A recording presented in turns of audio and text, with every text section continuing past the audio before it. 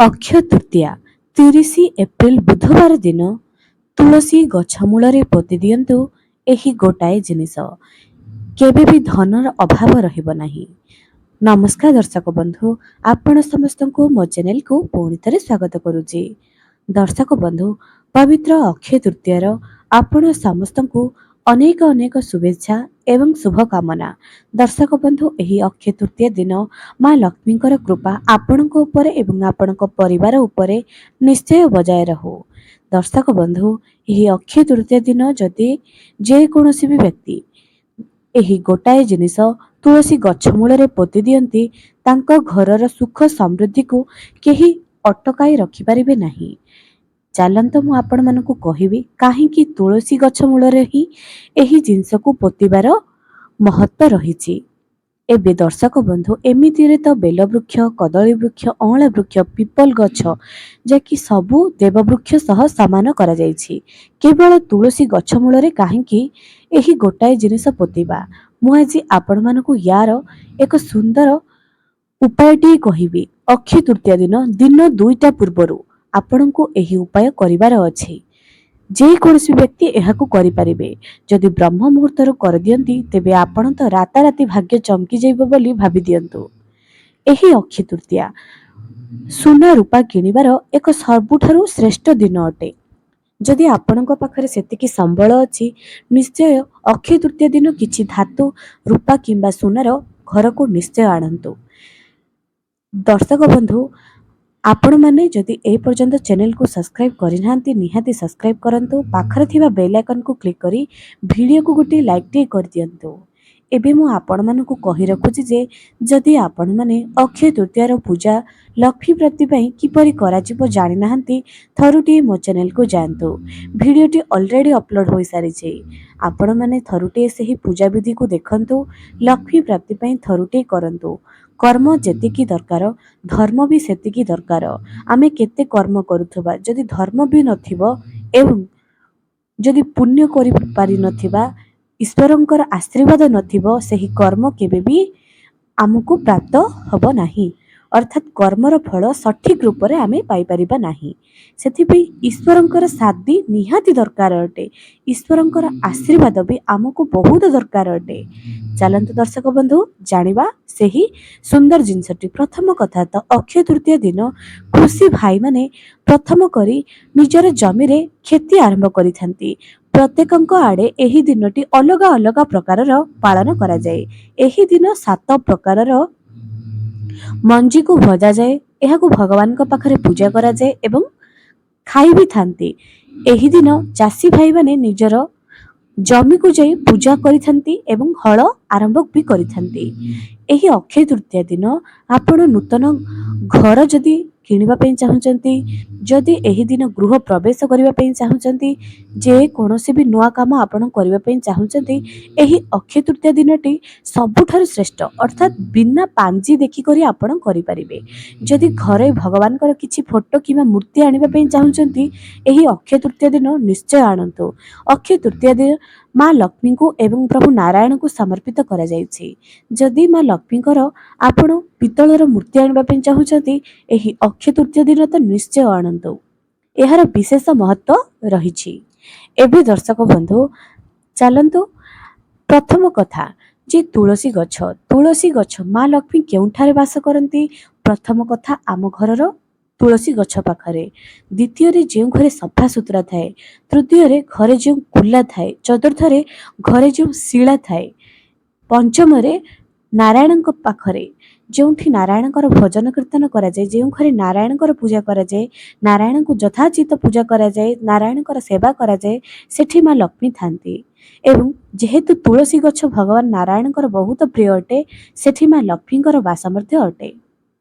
କାରଣ ମା ଲକ୍ଷ୍ମୀ ପ୍ରଭୁ ନାରାୟଣଙ୍କର ପତ୍ନୀ ଏବଂ ନାରାୟଣଙ୍କୁ ବହୁତ ପୂଜନୀୟ ମାନ୍ୟ କରିଛନ୍ତି।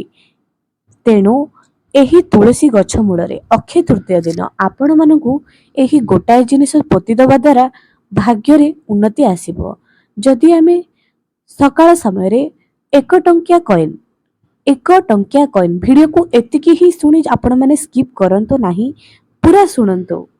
ଏକ ଟଙ୍କିଆ କଏନ୍ ଆପଣଙ୍କୁ ତୁଳସୀ ଗଛ ମୂଳରେ ଓମ୍ ନମୋ ଭଗବତେ ବାସୁଦେବାୟ କହି ପୋତି ଦେବେ। ଏହା ଦ୍ୱାରା କ'ଣ ହୋଇଥାଏ ନା ଆପଣଙ୍କର ଟଙ୍କା ସମ୍ବନ୍ଧିତ କଷ୍ଟ ଦୂର ହୋଇଥାଏ ଏହି ଅକ୍ଷୟ ତୃତୀୟା ଦିନ। ଦ୍ୱିତୀୟରେ, ଯଦି ଆପଣ ପିତ୍ତଳର କୌଣସି ବି କଏନ୍, ପିତ୍ତଳର ଯେକୌଣସି ବି କଏନ୍ ଗୋଟିଏ ଅକ୍ଷୟ ତୃତୀୟା ଦିନ ଓମ୍ ନମୋ ଭଗବତେ ବାସୁଦେବା କହି ଯଦି ପୋତିଦେବେ, ଆପଣଙ୍କ ଘରେ ବୈଭବ୍ୟ ଆସିବ, ଐଶ୍ୱର୍ଯ୍ୟତା ଆସିଯିବ, ଘରେ ସମୃଦ୍ଧି ଆଡ଼କୁ ଆଗେଇ ଚାଲିବ। ଯଦି ଆପଣମାନେ ତୁଳସୀ ଗଛ ମୂଳରେ ଅକ୍ଷୟ ତୃତୀୟ ଦିନ ଗୋଟିଏ ରୂପାର କଏନ୍ ପୋତି ଦିଅନ୍ତି, ସୁନା ରୂପାର କେବେ ଅଭାବ ରହିବ ନାହିଁ। ଆପଣଙ୍କ ଘରେ ବିଦ୍ୟା, ବୁଦ୍ଧି, ଧନ, ବୈଭବ୍ୟ ସବୁ କିଛି ଆପଣମାନେ ପାଇପାରିବେ। ଏବେ ଦର୍ଶକ ବନ୍ଧୁ, ଆପଣମାନେ ନିଜେ ଚିନ୍ତା କରନ୍ତୁ, ଆପଣମାନେ ଆପଣଙ୍କ ତୁଳସୀ ଗଛ ମୂଳରେ କ'ଣ ପୋତିବେ। ତା ସହିତ ତୁଳସୀ ଗଛ ମୂଳରେ ସକାଳ ସମୟରେ ଗୋଟିଏ ଘିଅର ଦୀପ ଜାଳି ଦିଅନ୍ତୁ। ଘରର ଦ୍ୱାର ବନ୍ଧ, ଏରୁଣ୍ଡି ବନ୍ଧ, ଘରର ବାହାରକୁ ଯିବେ, ଘର ପଟେ ଘରର ମୁହଁ କରି ଛିଡ଼ା ହେବେ। ଆପଣଙ୍କର ଡାହାଣ ହାତ ଯେଉଁଠି ଥିବ ସେଠି ଗୋଟାଏ ଦୀପ ଜାଳିଦେବେ ଲକ୍ଷ୍ମୀ ନାରାୟଣଙ୍କ ଉଦ୍ଦେଶ୍ୟରେ। ଆଉ ଗୋଟିଏ ଦୀପ ଆପଣ ନିଜର ପୂଜା ଘର ଉତ୍ତର ପଟେ ମୁହଁ କରି ଗୋଟାଏ ଦୀପ ଜାଳିବେ। ଏହି ଦିନ କିଛି କରନ୍ତୁ କିମ୍ବା ନ କରନ୍ତୁ, ଏହି ତିନୋଟି ଜାଗାରେ ଦୀପ ତ ନିଶ୍ଚୟ ଜାଳନ୍ତୁ। ୟା ଉପରେ ବି ଏକ ଅଲଗା ଭିଡ଼ିଓ କାଲି ହିଁ ଅପଲୋଡ଼ ହୋଇଛି, ଆପଣମାନେ ଥରୁଟିଏ ଭିଡ଼ିଓର ପୁରା ସାରମର୍ମ ଦେଖିଦିଅନ୍ତୁ।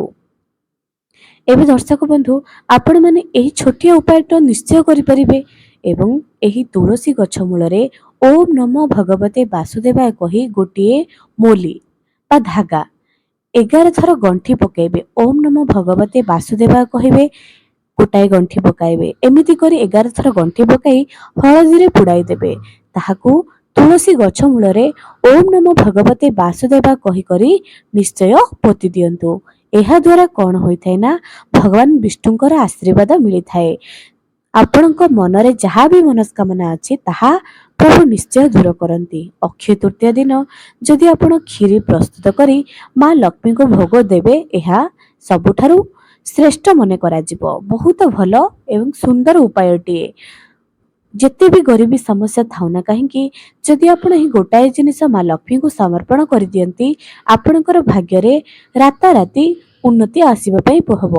ଧୀରେ ଧୀରେ କରି ଆପଣଙ୍କର କରଜ ମୁକ୍ତ ହବ, ଚାରିଆଡ଼ୁ ଆପଣଙ୍କୁ ଲାଭ ହିଁ ଲାଭ ହବ। ଏବେ ଦର୍ଶକ ବନ୍ଧୁ, ଅକ୍ଷୟ ତୃତୀୟା ଦିନ ଯଦି ଆପଣମାନେ କୌଣସି ଜିନିଷ କିଣିପାରିବେ ନାହିଁ ଧାତୁର, ଆପଣମାନେ 5ଟି କଉଡ଼ି କିଣିଦେବେ, 5ଟି ଗୋମତୀ ଚକ୍ର କିଣିଦେବେ। ଏପରି କିଣି ହଳଦୀରେ ବୁଡ଼ାଇ କରି ମା ଲକ୍ଷ୍ମୀଙ୍କୁ ସମର୍ପଣ କରିବେ। ଏହାକୁ ଆପଣମାନେ ନିଜର ପର୍ସରେ ରଖିପାରନ୍ତି ଲାଲ କପଡ଼ାରେ ବାନ୍ଧିକରି। ଏବେ ମୋ ଚ୍ୟାନେଲରେ ଗୋଟିଏ ଲକ୍ଷ୍ମୀ ପୋଟଳି ଭିଡ଼ିଓ ଅପଲୋଡ଼ ହୋଇଛି। ଏହି ଲକ୍ଷ୍ମୀ ପୋଟଳିର ଚମତ୍କାରିତା କେବଳ ସେ ହିଁ ଜାଣିଛି ଯିଏ ଏହି ଲକ୍ଷ୍ମୀ ପୋଟଳିକୁ ନିଜ ଘରେ ପ୍ରସ୍ତୁତ କରି ନିଜ ତିଜୋରିରେ ରଖିଛି। ଏବେ ଆପଣଙ୍କ ଉପରେ ନିର୍ଭର କରେ ଯେ ଆପଣ କେତେ ବିଶ୍ୱାସ କରୁଛନ୍ତି। ବିଶ୍ୱାସ ମୂଳ ଭଗବାନ, ତେଣୁ ଏହି ଉପାୟକୁ କରନ୍ତୁ। ତାପରେ ଯାଇ ଆପଣମାନେ ଜାଣିବେ ଯେ ଏହି ଲକ୍ଷ୍ମୀ ପୋଟଳିର ଚମତ୍କାରିତା। ଯଦି ବେପାରରେ ଉନ୍ନତି ଆସିପାରୁନାହିଁ, ତେବେ ଏହି ଉପାୟଟି ଆପଣମାନେ ନିଶ୍ଚୟ କରନ୍ତୁ, ଦେଖିବେ ଆପଣଙ୍କର କେତେ ଯେ ଉନ୍ନତି ଆସିବ। ଏବେ ଦର୍ଶକ ବନ୍ଧୁ, ଏହି ଦିନ ଓମ୍ ନମୋ ଭଗବତେ ବାସୁଦେବା ମନ୍ତ୍ର 11 ଥର, 21 ଥର କିମ୍ବା 108 ଥର ଜପ କରନ୍ତୁ। ଏହି ଦିନ କରାଯାଉଥିବା ପୁଣ୍ୟ 100 ଗୁଣ ପ୍ରାପ୍ତ କରିଥାଏ, ଅକ୍ଷୟ ହୋଇ ରହିଥାଏ। ଯେତେ ବି ପୁଣ୍ୟ କରିଛନ୍ତି ଜୀବନ ସାରା, ଏହି ଅକ୍ଷୟ ତୃତୀୟା ଦିନ କରିଥିବା ପୁଣ୍ୟ 1000 ଗୁଣ ଫଳ ପ୍ରଦାନ କରିବ ଏବଂ ଅକ୍ଷୟ ହୋଇ ରହିବ। ଏହି ଦିନ ଗରିବଙ୍କୁ ଖାଇବା ପାଇଁ ଗୋଟାଏ ମିଲ୍ ପଛେ ଦିଅନ୍ତୁ, ପକ୍ଷୀମାନଙ୍କୁ ଖାଇବାକୁ ଦିଅନ୍ତୁ, ପାଣି ପିଇବାକୁ ଦିଅନ୍ତୁ, ଯେତେ ପାରିବେ ପୁଣ୍ୟ କାମ କରନ୍ତୁ। ଆପଣଙ୍କର ଏବଂ ଆପଣଙ୍କ ପରିବାରର ମଙ୍ଗଳ ନିଶ୍ଚୟ ହେବ। ଆଜି ପାଇଁ ରହିଲି, ପୁଣି ଦେଖା ହେବ ଆଗାମୀ ଏକ ସୁନ୍ଦର ଭିଡ଼ିଓରେ।